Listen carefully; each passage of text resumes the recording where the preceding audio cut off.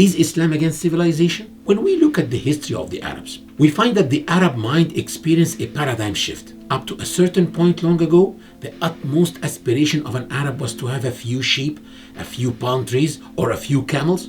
But we suddenly find him in the year 650 AD translating hieroglyphic symbols detailing chemical equations from ancient Egyptian drawings, about 10 years after the conquest of Egypt. This means that 1200 years before the discovery of the Rosetta Stone, Arabs had already started deciphering some hieroglyphic symbols, especially in relation to science. In the year 754 AD, the first apothecary for dispensing medicines was opened in Baghdad. This meant that medications were no longer acquired from herb vendors or lay medicine men. It was the equivalent of a modern-day pharmacy where a person went with a prescription, got the prescribed medicine, and paid for it. In the year 763 AD, what was known as Baytul Hikmah or House of Wisdom was established in Baghdad during the rule of the Abbasid Caliph Harun al-Rashid. It held tens of thousands of translated books. These books had been translated from books and manuscripts that were written in Chinese and Greek,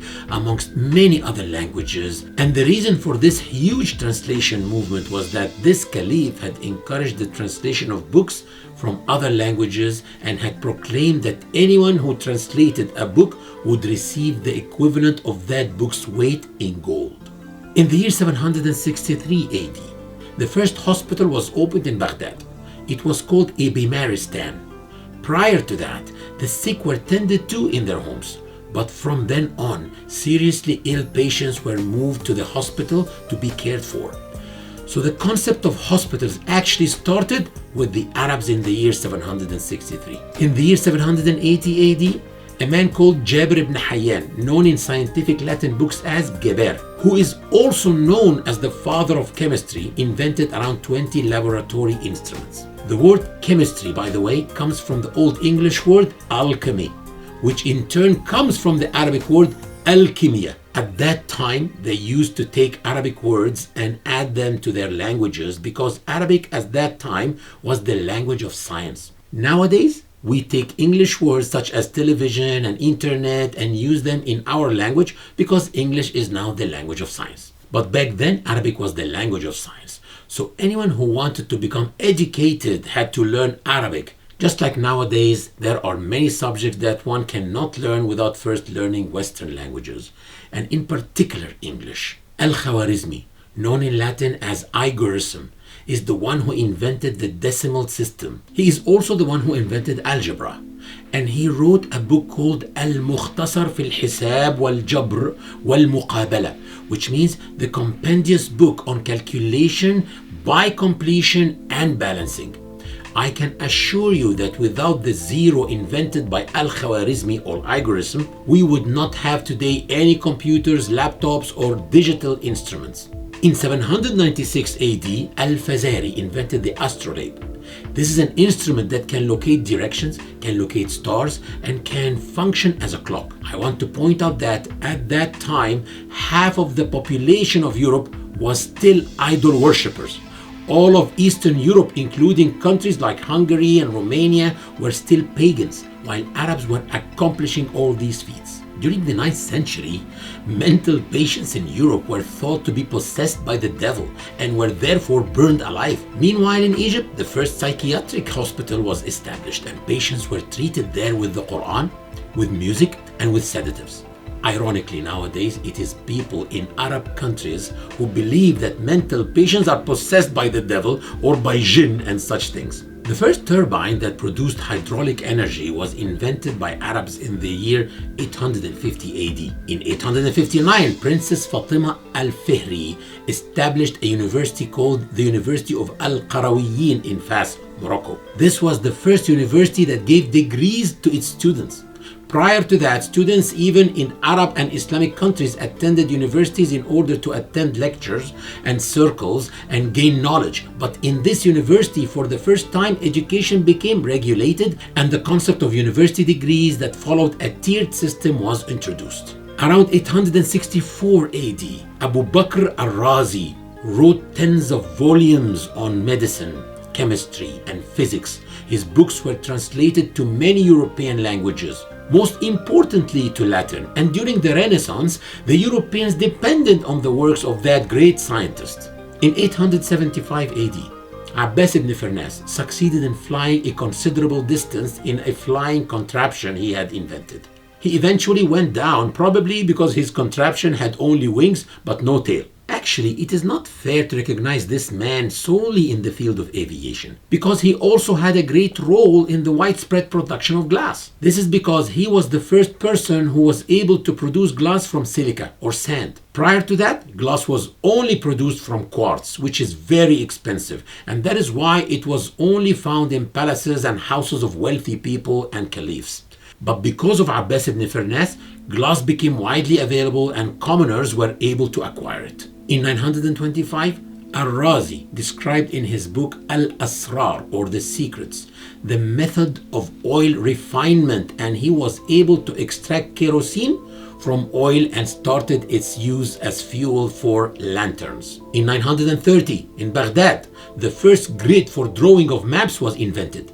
This enabled drawing of maps to scale, similar to graph paper nowadays. In 964, Abdul Rahman al-Sufi wrote a book called Al-Kawakib al-Thabita, or the Book of Fixed Stars. In it, he described many stars that were yet unknown, and the names he gave them are used to this day. He described the magnitude or brightness of each of these stars, and he corrected some of the mistakes that had been made by Ptolemy. He also discovered two star clusters, now known as the Large and Small Magellanic Clouds. Later on, these were discovered to be galaxies. In the year 1010 AD, Ammar ibn Ali al-Musili wrote a book called Al-Muntakhab fi Amrad al-Ain, which means the compilation of eye diseases.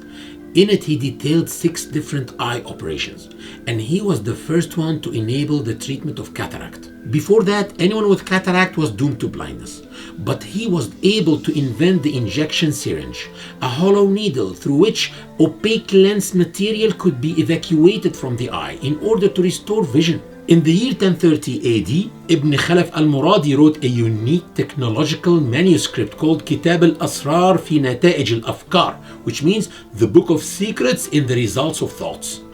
In it, he described 30 kinds of mechanical devices and gears. Going back to the year 1010, we find the great physicist called Al-Bayruni, who wrote the book called Sahih al-Tul wal-Ard limasakin al-Ma'muri min al-Ard, which means the determination of coordinates of positions for the correction of distances between cities. This is a geography book in which he used the principles of trigonometry to determine the longitudes and latitudes on Earth with great precision. And his calculations remained in use for more than 600 years. He was also the first scientist to discover that light had a speed which could be calculated, and that this speed was faster than the speed of sound. In the year 1021, Ibn al-Haytham wrote a book called Al-Manadhir, which means the Book of Optics, in which he described his experiments using mirrors and observing the results of reflection and refraction of light. Through his experiments, he was able to reach crucial facts about light rays that remain important to this day, and his discoveries formed the principle behind the pinhole camera, or the camera obscura. Az-Zahrawi is called the father of modern surgery. This man invented around 200 surgical instruments, many of which are still in use to this day. He was the first man to invent a firm kind of plaster for immobilization of fractures, as well as plaster lined with cotton. He also invented oral anesthetics and inhaled anesthetics, as well as the anesthetic sponge. He wrote a whole medical encyclopedia of 30 volumes. It was called At-Tasrif al-Tib, or the Method of Medicine, and was required reading for medical students for more than 600 years. Together with volumes of another medical encyclopedia written by another notable Arab scientists, namely Ibn Sina, for example. Ibn Sina is well known in the field of philosophy, but I also like to mention him in the context of medicine. The first of these is called Al-Qanun fi al-Tib, or the Canon of Medicine. Incidentally, once in the United States, I was approached by a man who said, "You people are really violent. Even your scientists are violent." When Ibn Sina wrote a book about medicine, he called it the Canon of Medicine. I pointed out to him that the word in the title was not canon with a double N, but canon with a one N, meaning the rules or standards of medicine. The word to canonize or standardize is taken from the Arabic word al-Qanun. Qanun, canonize. Because as I mentioned before, Arabic was the language of science back then. So people were taking from the Arabic language, putting in their language. Ibn Sina was the first to discuss cancer. He also described many physiological ailments in the book. Next we come to a great scientist called Ibn al-Jazari. He is considered one of the greatest scientists across history. In fact, he is considered one of the greatest inventors and probably the greatest engineer of all time. He wrote a book called الجامع بين العلم والعمل النافع في صناعة الحيل, which means the book of knowledge of ingenious mechanical devices. In it, he described more than 50 inventions, including mechanical clocks and an elephant clock. This man was the first person to lay the principle of the crankshaft, and he can be considered the inventor of the very first robot. Now we come to the crucial question. What was the cause of this paradigm shift I talked about earlier? What caused the Arab to change from someone whose greatest aspiration was to own a few palm trees or camels to someone who produced all of these inventions and amazed the whole world in such a way? Well, the answer is a book called the Holy Quran, when it descended upon Muhammad, a book whose very first word was Iqra, meaning read. The verb to read is actually a transitive verb, which takes an object. When we are told by someone to read, we expect to be told what to read. Is it to read the Quran, or to read a book, or a magazine, or what? But these verses merely command us to read. The very first verses that descended say, read in the name of your Lord, who created man out of a mere clot of congealed blood. Read, and your Lord is the most bountiful.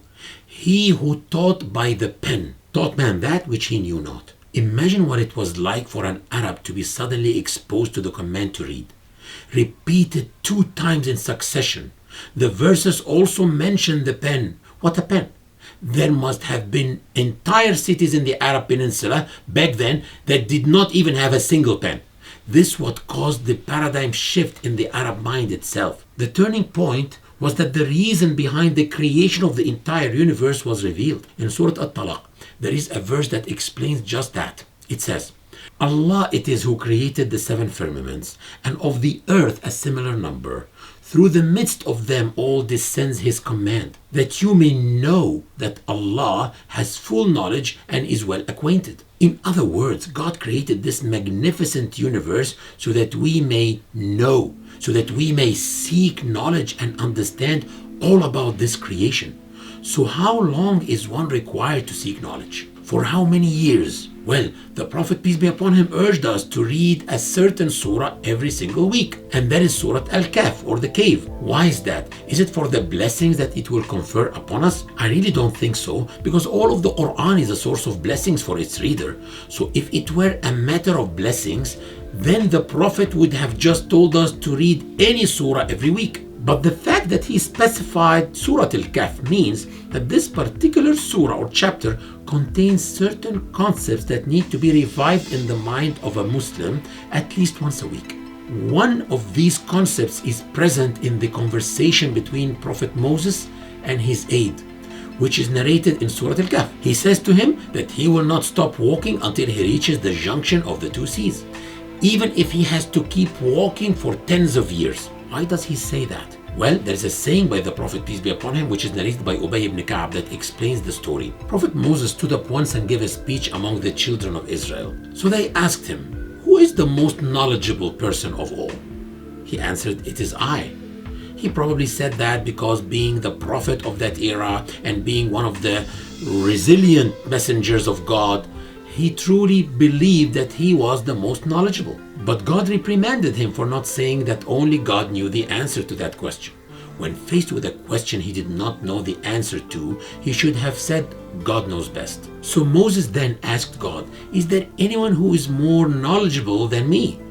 And God answered him that indeed there was a more knowledgeable man. He asked him who he was, And God answered him that it was a man who lived at the junction between the two seas. So Moses next asked God how he could reach such a man. Why do you think Moses wanted to reach that man? Was it because he wanted to kill him so that he can become the most knowledgeable person of all? Of course not. It was to seek knowledge.